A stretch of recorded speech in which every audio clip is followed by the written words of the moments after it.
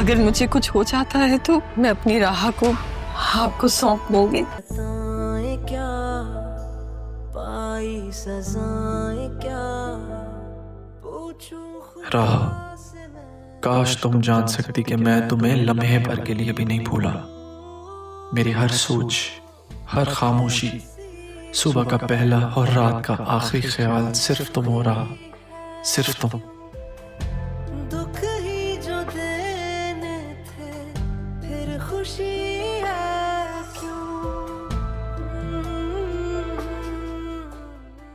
मोहब्बत का शोर नहीं होता रहा, ये तो खामोशी में लिपटी वो आवाज है जो मेरे गिर्द फैले सन्नाटों में शोर मचाती है, एहसास दिलाती है जो दिन भर के हंगामों से थक कर बैठूं तो तुम्हारा तसव्वुर मेरी रूह को सुकून देता है। थैंक यू सो मच यार।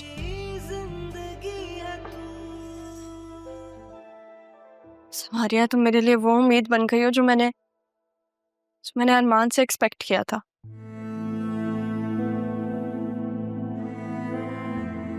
मैं उसके बारे में सोच भी क्यों रही हूँ?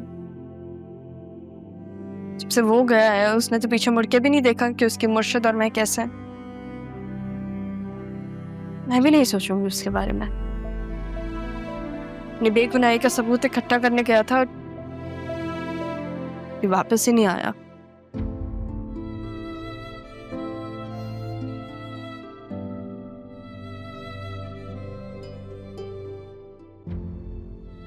जब तुम हंसती हो तो दुनिया का शोर थम सा जाता है, और अब तुम्हारी मुझसे नाराजगी, तुम्हारी ये खामोशी मेरे अंदर के खालीपन को तुम्हारी गैर मौजूदगी का एहसास दिलाती है। राह, तुम मेरे दिल का वो हिस्सा हो जिस पर कोई कभी भी दस्तक नहीं दे सकता। तुम कहो या ना कहो, मैं तुम्हें अपने हर लम्हे में जीता हूं रहा। बस तुम बेखबर हो, नाराज हो, लेकिन मैं तुम्हें मना लूंगा।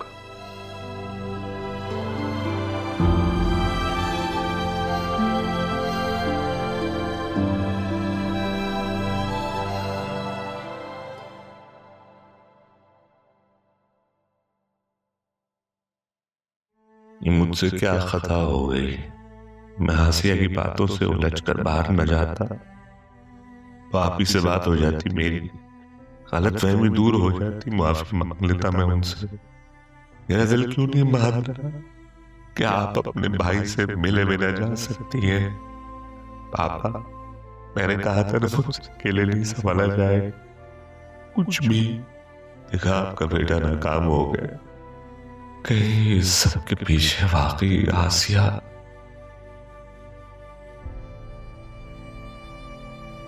शुक्र है तुम उठ गए हो।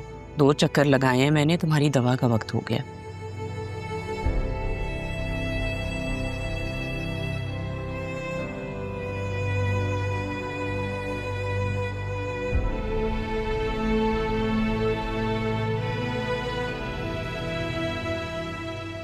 उठो सर,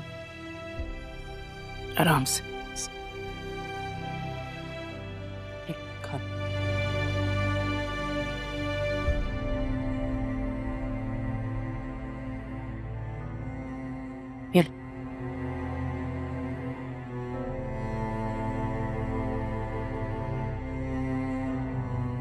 आराम से, आराम से।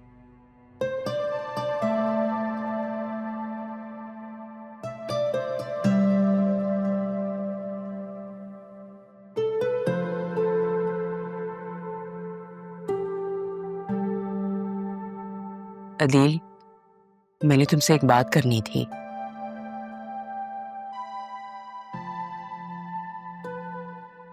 हम लोगों ने ज़रियून को रिस्पॉन्सिबिलिटीज तो दे दी हैं, बॉस भी बना दिया, लेकिन वो ये चाहता है कि बतूल ऑफिस के काम देखे। बतूल को मनाने की कोशिश भी कर रहा है, बट वो मान नहीं रही।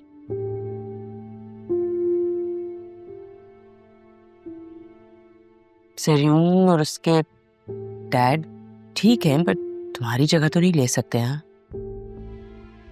काश राह होती तो वो संभाल लेती बिजनेस।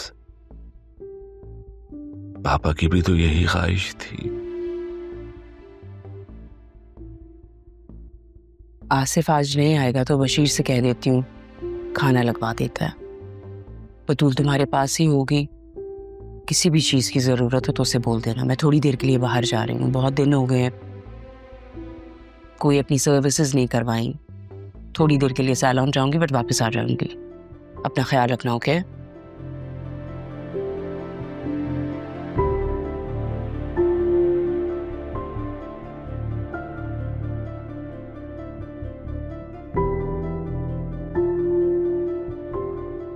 जरीन, अब देर नहीं करनी, पावर हमारे हाथ में है।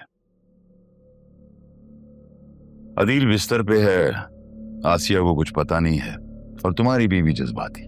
बहुत जज्बाती है डैड, बहुत जज्बाती है। लेकिन अच्छा है, जितनी वो जज्बाती है उतना ही ऑफिस के मामलात से दूर रहती है। उसे जिंदगी में मेरे अलावा और कुछ नहीं चाहिए। तो बस सोच लो कि ये मौका बार बार नहीं आएगा। अदील ने और तायाजान ने ये बिजनेस दिल से संभाला था, और हम दिमाग से संभालेंगे। फायदों में एक प्लाट को 3 करो, रेट बढ़ाओ, एडवांस पकड़ो, और कब्जा 3 साल बाद। और हाँ, एक अलग से नया अकाउंट भी खोलो। डैड, इस गेम के असल बादशाह तो अब हम हैं।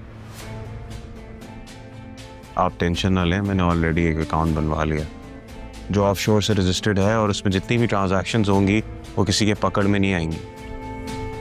वैसे भी हम ख्वाब बेचते हैं, अब ख्वाब पूरे हो या ना हो इसकी जिम्मेदारी तो हमारी नहीं है।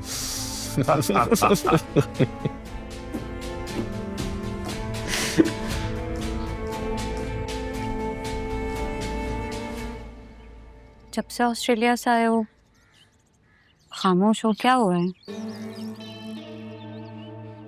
तुम जानती हो मैं ऑस्ट्रेलिया अपनी अम्मी को मनाने गया था। हाँ, वो तो मान गई है ना? मान गई थी, लेकिन अब मना कर दिया, साफ साफ इनकार कर दिया। कह रही है कि मैं तुमसे शादी नहीं कर सकता। मगर क्यों काशिफ, अभी तो वो मुझसे मिली भी नहीं है, ऐसे कैसे मना कर दिया? तुम मिलने की बात करती हो। उन्होंने जिस तरह से इनकार किया ना, मुझे तो लग रहा था कि उनके दिल में मेरे लिए भी कोई जगह नहीं है। उन्हें सिर्फ अपने स्टेटस की परवाह है, मगर मेरे दिल में तुम हो सितरा, सिर्फ तुम। अब क्या होगा काशिफ, मतलब सब खत्म? कुछ खत्म नहीं हुआ। हम निकाह करेंगे, मैं और तुम। दुनिया को बाद में समझेंगे, अभी हमें हमारी मोहब्बत को बचाना है। नहीं नहीं काशिफ, ये ठीक नहीं है, क्योंकि मैंने देखा है अब्बू की पहली बीवी को, वो अपना सब कुछ, अपना खानदान सब कुछ छोड़ कर आई थी। मेरी दादी ने उन्हें घर से निकाल दिया था, और तुम्हें पता है अब्बू कुछ भी नहीं कर सकते